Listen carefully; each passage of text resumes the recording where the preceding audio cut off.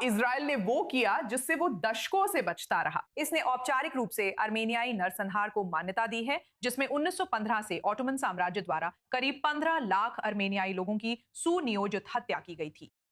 अब अर्मेनिया तुर्की से संबंध सामान्य करने की कोशिश कर रहा है, जिससे मामला जटिल हो गया है। तो आज रात हम पूछेंगे, क्या ये सही कदम था?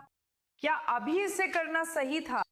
तो मेरे साथ अब इस जीवंत बहस के लिए जुड़ रहे हैं मैनी कुर्सांस्की, जो इजराइल में अर्मेनियाई संस्कृति केंद्र के प्रवक्ता हैं, ओनूर एरेन, ड्रैगोमैन स्ट्रैटेजीज के अध्यक्ष, और डॉक्टर फरीद शाविये, जो अंतर्राष्ट्रीय संबंधों के विश्लेषण केंद्र के अध्यक्ष हैं। आप सभी का स्वागत है। लेकिन बहस शुरू करने से पहले चलिए कुछ पृष्ठभूमि पर नजर डालते हैं। अर्मेनियाई नरसंहार की मान्यता पर बहस सिर्फ इतिहास से कहीं ज्यादा है। प्रथम विश्व युद्ध के दौरान जब ऑटोमन साम्राज्य टूट रहा था, अनुमानित 15 लाख अर्मेनियाई लोगों की सामूहिक निर्वासन, हत्याओं और भुखमरी में मौत हो गई थी। कई इतिहासकार इसे 20वीं सदी का पहला नरसंहार मानते हैं। एक सदी बाद भी इसे मान्यता देना आज भी राजनीतिक रूप से संवेदनशील है। तुर्की और अजरबैजान नरसंहार शब्द को नकारते हैं।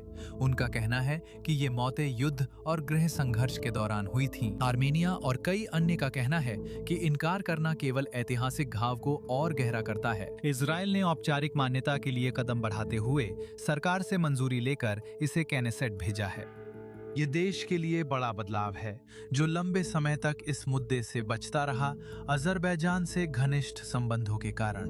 अब इजराइल की मान्यता के साथ अब 33 देश ऑटोमन साम्राज्य के कृत्यों को नरसंहार मानते हैं। लेकिन सवाल ये है, क्या मान्यता अतीत के लिए न्याय है या वर्तमान में राजनीति?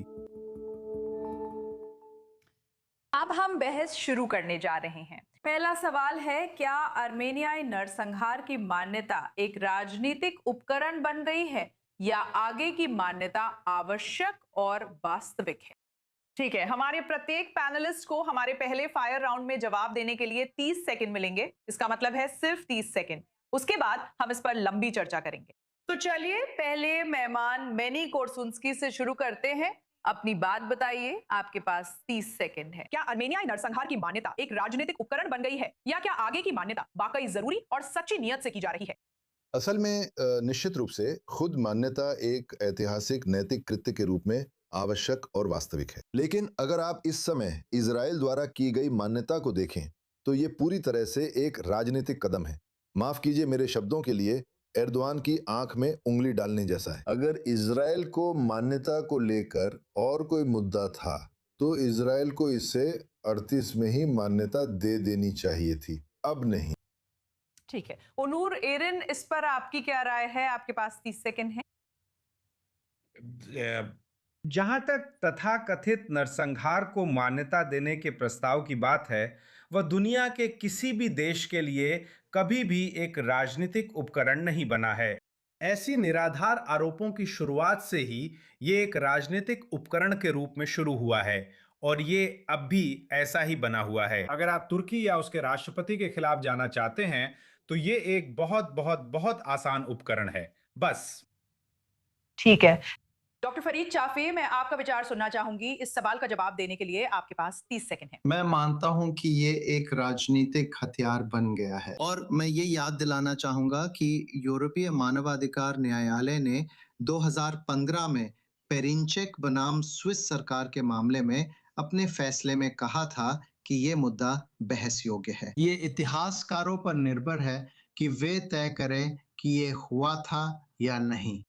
निश्चित रूप से किसी भी देश की सरकार के लिए ये तय करना उचित नहीं है। ये इतिहासकारों पर निर्भर है कि वे इन मामलों को देखें। ठीक है, तो हमें हमारे हर मेहमान से 30 सेकंड का जवाब मिल गया है। अब हम इस चर्चा को लंबे जवाबों के लिए खोलने जा रहे हैं, लेकिन याद रखें कि अपने जवाब संक्षिप्त रखने की कोशिश करें ताकि हम सभी की बात सुन सकें।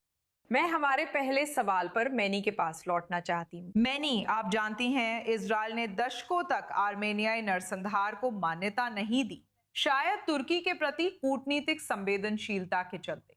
लेकिन हम देख रही है कि अभी जो संबंध हैं वो हाल ही में सच में बिखरते जा रहे हैं। तो क्या आपके हिसाब से इजराइल ने सही कदम तब उठाया जब उसके पास खोने को कुछ नहीं था। क्या आपको लगता है कि इतने ऐतिहासिक नैतिक निर्णय का ये तरीका गलत था? मेरे हिसाब से ये 100% गलत था। ये करने का गलत तरीका था, क्योंकि इज़राइल को अपने अतीत और होलोकॉस्ट के कारण देश की स्थापना के समय ही इसे मान्यता देनी चाहिए थी और तुर्की के राष्ट्रपति के खिलाफ नहीं जाना चाहिए था। यही मेरी राय है। दिलचस्प है। ओनूर, इस बारे में आपकी क्या राय है? खैर, मुझे लगता है कि पूरी तरह से आप जानते हैं इज़राइल के पक्ष में जो सुझाव है उसमें वास्तव में दो समस्याएं हैं। नंबर एक, जितना मैं जानता हूं और जितना मैंने समझा है, ज्यादातर इजरायली और शायद दुनिया भर के ज्यादातर यहूदी जनसंहार शब्द को सुरक्षित रखना चाहेंगे। उन लोगों के लिए जिन्होंने, आप जानते हैं, यूरोप में 20वीं सदी की पहली तिमाही में यहूदी आबादी के एक बड़े हिस्से ने अपनी जान गंवाई थी। मुझे लगता है यही पहली समस्या है। और दूसरी बात, मुझे लगता है जितना मैं समझ पाया हूं, ये वास्तव में सबसे कम राजनीतिक चिंताओं में से एक होनी चाहिए। इज़राइल में और दुनिया भर में इज़राइल के लिए जो कुछ भी हो रहा है उसकी चिंता है।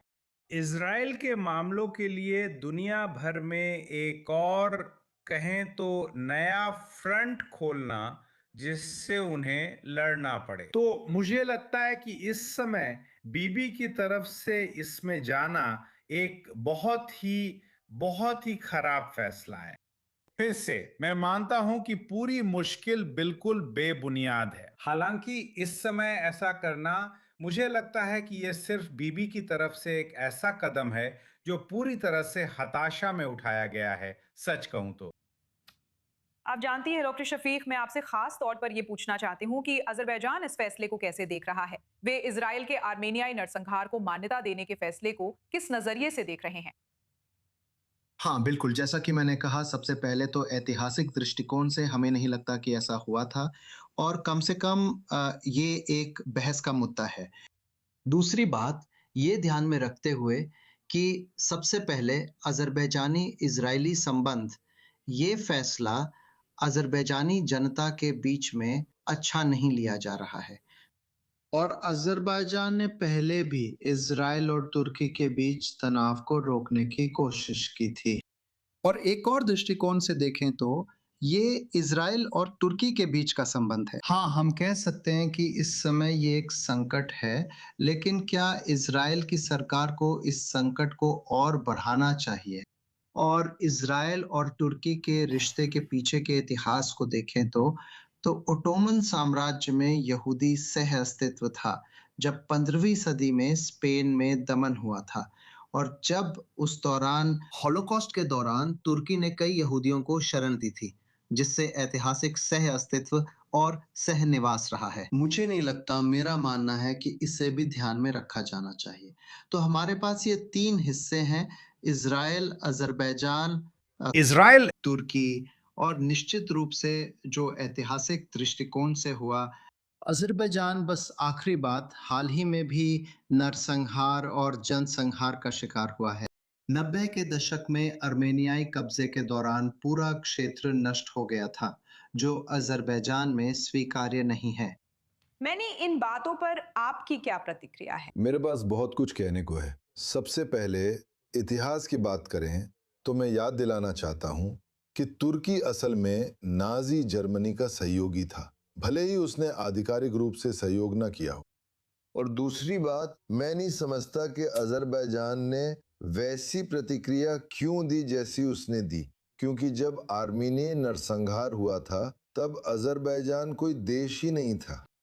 इसीलिए मुझे लगता है कि ये पूरा अज़रबैजानी एजेंडा है, हमेशा की तरह आर्मीनियनों को बिना सबूत दोषी ठहराना। और अगर आप नरसंहार की बात कर रहे हैं तो मैं भी मलागा, कुछ गायत और इसी तरह की बहुत सारी मिसालें दे सकता हूं, और वे अत्याचार जो अज़रबैजानी सेना ने आर्टसाख में किए। लेकिन ये मुद्दा नहीं है, इसलिए मैं इसके बारे में बात नहीं करना चाहता। लेकिन जिस मुद्दे पर बात है वो है इज़राइल द्वारा नरसंहार की तथाकथित मान्यता। फरीद, लगता है आप जवाब देना चाह रहे थे। जैसा कि मैंने कहा, आप जानते हैं अज़रबैजानी क्षेत्र में हाल ही में नरसंहार की घटनाएं हुई हैं। हम इस तरह की बहस को फिर से जारी नहीं रख सकते। हर पक्ष का इतिहास को लेकर अपना अपना नजरिया है, लेकिन फिर भी अगर आप यूरोपीय कोर्ट के फैसले को ध्यान में रखें, जब आप कहते हैं कि 32 या 33 देशों ने इसे मान्यता दी है, लेकिन बाकी अंतर्राष्ट्रीय समुदाय यानी 190 देशों ने नहीं दी, तो आप जानते हैं ये काफी विवादास्पद मुद्दा है। और क्या इस समय इजराइल को तुर्की के साथ टकराव का रास्ता अपनाना चाहिए, ये भी एक बड़ा सवाल है। सही है। आप जानती हैं, इससे अगला मुद्दा जुड़ता है जब आर्मेनिया तुर्की से संबंध सामान्य करने की कोशिश कर रहा है। और बिल्कुल, अब आर्मेनिया के प्रधानमंत्री की ये टिप्पणियां सामने आ रही हैं। उन्होंने इजरायल की मान्यता का स्वागत करने से इनकार कर दिया। उन्होंने मूल रूप से कहा कि वो नहीं चाहते कि नरसंहार का इस्तेमाल हथियार के रूप में किया जाए। अगर वो देश जिसके लोगों की इस नरसंहार में हत्या हुई थी अभी ये नहीं चाहता, तो फिर ये वास्तव में किसके लिए है? और क्या आपको लगता है कि जनता सरकार की बातों से सहमत है? मैं चाहूंगी ओनर, ये सवाल आपके लिए है। मुझे लगता है कि ये बहुत लंबे समय से चल रहा है, खासकर पश्चिमी देशों में। मेरा मतलब है, सबसे पहले और सबसे महत्वपूर्ण, आपको समझना होगा कि यह एक स्तंभ था और शायद अब भी है। यह एक स्तंभ था और यह केवल मेरे द्वारा या इस क्षेत्र के लोगों द्वारा नहीं, बल्कि अमेरिका के लोगों द्वारा था। इस तथाकथित नरसंहार को मान्यता देना सबसे महत्वपूर्ण एकमात्र कारण के रूप में दिखाया गया है कि क्यों आर्मेनियाई चर्च ऑफ अमेरिका इतने वर्षों से कैसे बना रहा है। यह बहुतों के अनुसार यह अधिकांशतः एक गढ़ा हुआ तथाकथित इतिहास था और इसका शुरू होने का एकमात्र कारण था आर्मेनियाई चर्च ऑफ अमेरिका को दूसरी दिशा में मोड़ना। और आज अधिकांश विद्वान मानते हैं कि आर्मेनियाई चर्च ऑफ अमेरिका जहां खड़ा है, खासकर आर्थिक रूप से, वह तथाकथित नरसंहार की गढ़ी गई कहानी की वजह से है। जब आप इसे उस नजरिए से देखते हैं तो यह दुर्भाग्य से तुर्की के लिए हिमगेंद की तरह बढ़ता ही गया। और आप जानते हैं, यह थोड़ी देर शांत था और अब फिर से यह तुर्की को निशाना बनाने का बहुत कारगर हथियार है, अगर आप कभी उन लोगों को निशाना बनाना चाहें जो तुर्की की मदद करने की कोशिश कर रहे हैं, क्योंकि यह एक बहुत उपयोगी उपकरण है। हम इतिहास के बारे में बात भी नहीं करने वाले हैं, क्योंकि चाहे आप किसी से भी संवाद करने की कोशिश करें, कोई भी अपनी बात रखने की कोशिश करे, किसी तरह से कोई सच का रूप गढ़ने की कोशिश करे ताकि आपको तथाकथित आर्मेनियाई नरसंहार साबित कर सके, आप हमेशा निराधार, पूरी तरह से निराधार तथाकथित तथ्यों पर ही लौटेंगे। बिल्कुल सही। मेरा मतलब है, आपके दूसरे मेहमान ने एक त्वरित टिप्पणी में कहा कि अजरबैजान अस्तित्व में ही नहीं था। देखिए, अजरबैजान गणराज्य के रूप में अस्तित्व में नहीं था। अजरबैजान हजारों सालों से वहां है।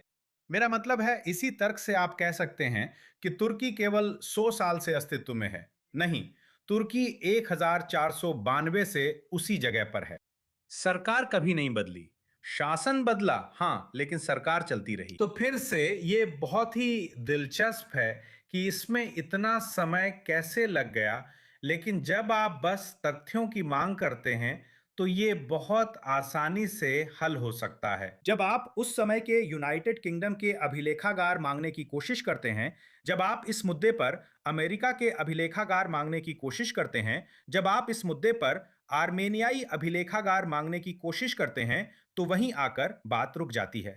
ठीक है, मैंने देखा कि आप सिर हिला रहे थे। आप साफ तौर पर जो अभी कहा गया है उस पर जवाब देना चाहते हैं? मूल रूप से मैं अपने खिलाफ दो पक्ष देखता हूँ, आर्मेनियाई समुदाय के प्रतिनिधि के तौर पर। और जो मैं देखता हूँ वो ये है कि दोनों पक्ष अलग अलग कहानियां सुनाकर सच को छुपाने की कोशिश कर रहे हैं। सबसे पहले, अजरबैजान एक गणराज्य या राज्य के रूप में अस्तित्व में नहीं था, क्योंकि ऐतिहासिक रूप से अजरबैजान ईरान का हिस्सा है।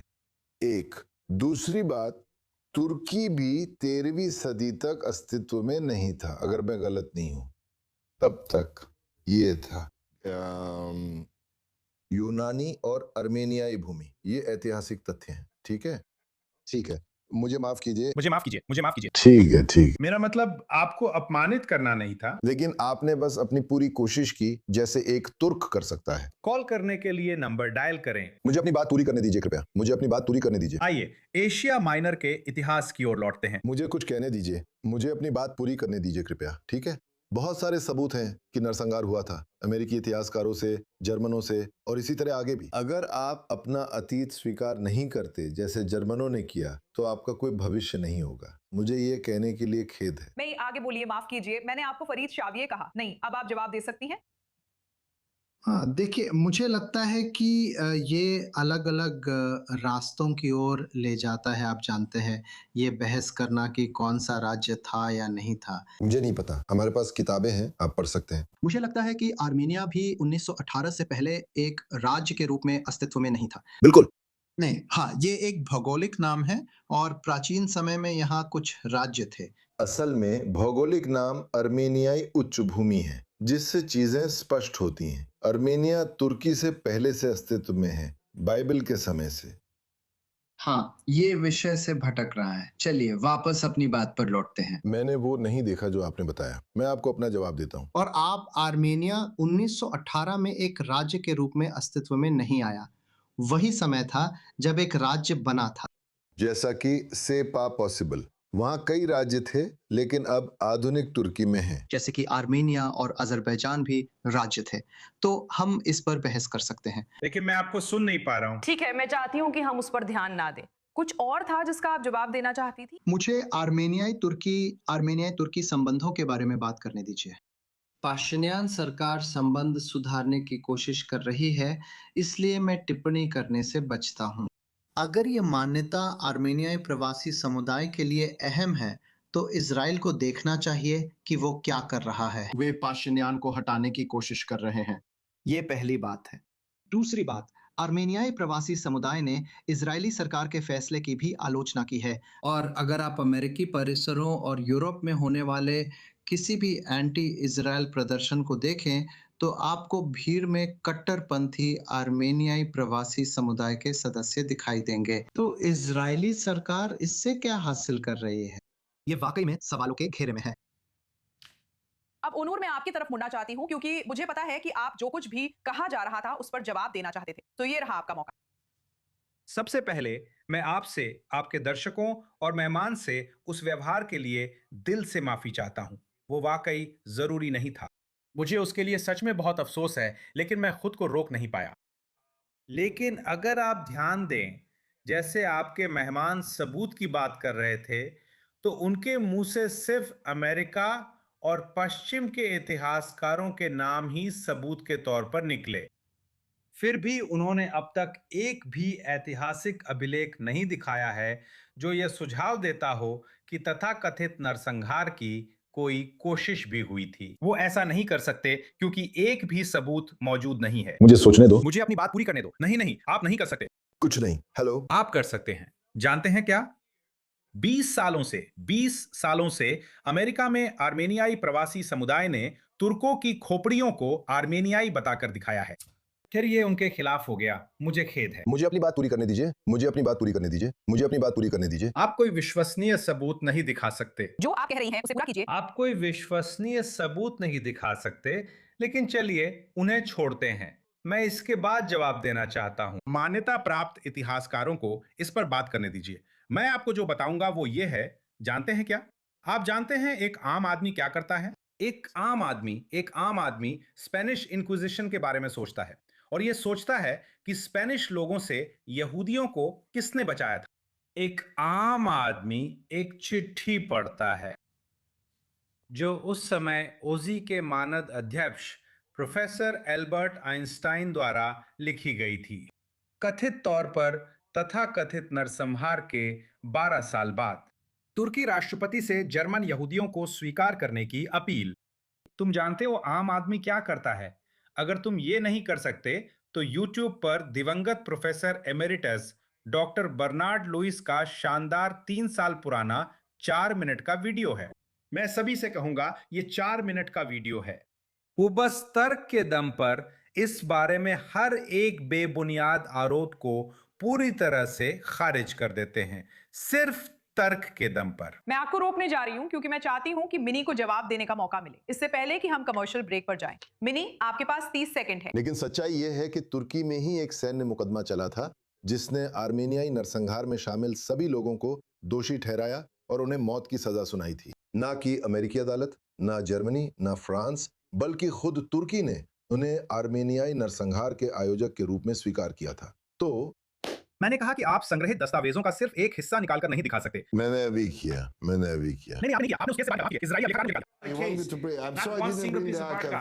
ठीक है, खैर दुर्भाग्यवश हमें अभी अपनी बातचीत यहीं रोकनी होगी। मैं हमारे सभी पैनलिस्ट्स का इस बहस में शामिल होने के लिए धन्यवाद करना चाहूंगी। मुझे नहीं लगता कि हमने कोई समाधान निकाला। निश्चित रूप से यहाँ बहुत सारे अलग अलग विचार थे, लेकिन ये बातचीत करना वाकई बहुत दिलचस्प था।